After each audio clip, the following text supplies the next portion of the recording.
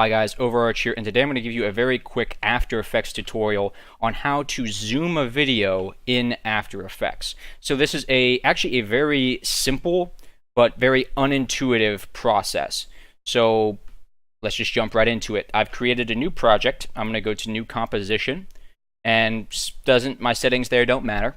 I'm then going to drag what I want to zoom in onto the screen. So that's just kind of like a standard looking kind of city. Next, I'm going to go down here to the bottom left. I'm going to hit New. And I'm going to hit Null Object and New Camera. So just use 2-node camera, and all these settings here are more for advanced camera work, so don't worry about those. I really don't mess with them at all. Now, we do need 3D objects. So see here, I'm going to select Null in the bottom left, and there's this little box looking icon there. It says 3D layer, and by clicking it, we allow this object to be manipulated in 3 dimensions. Click it for the null camera, and click it for your picture. Next, we're going to take the camera, and you should see this squiggly line looking thing here.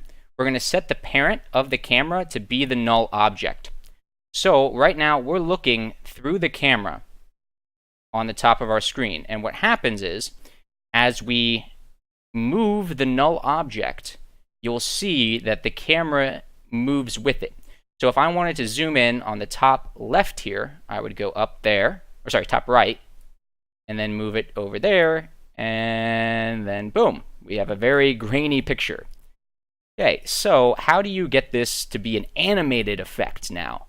Well, that's actually pretty easy. So what we're going to do is we're going to start off, and we're going to do this with the null object. The null object just makes it easier for us to manipulate the camera, if that makes sense.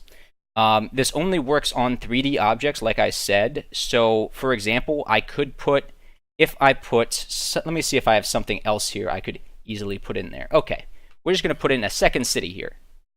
Let's say I put in this second city right here. It's going to remain in the same place, so that it's going to stay in the exact same spot unless it's a 3D object. See? That just so when it's not set to 3D, its position is recorded relative to your screen, relative to your view. When it is set for 3D, then it remains in kind of the same location. So see, now that I set it to 3D, it will zoom in like that. Okay, so what we're going to do is we're going to start with where we want the camera to start at. We're then going to open up its animation section here. We're going to hit the little stopwatch by position, and we get what's called a keyframe. So this little dot right there, that I'm moving right now, that is the position of the camera at that specific point in time. So what I'm going to do then is I'm going to move the timeline down a little bit. I'm going to set another keyframe, and then I'm going to move to where I want my camera to zoom at. And you can see it kind of shows a line there, and that shows where the camera is going to move to. So it kind of shows me the motion. And now I'm going to play the video.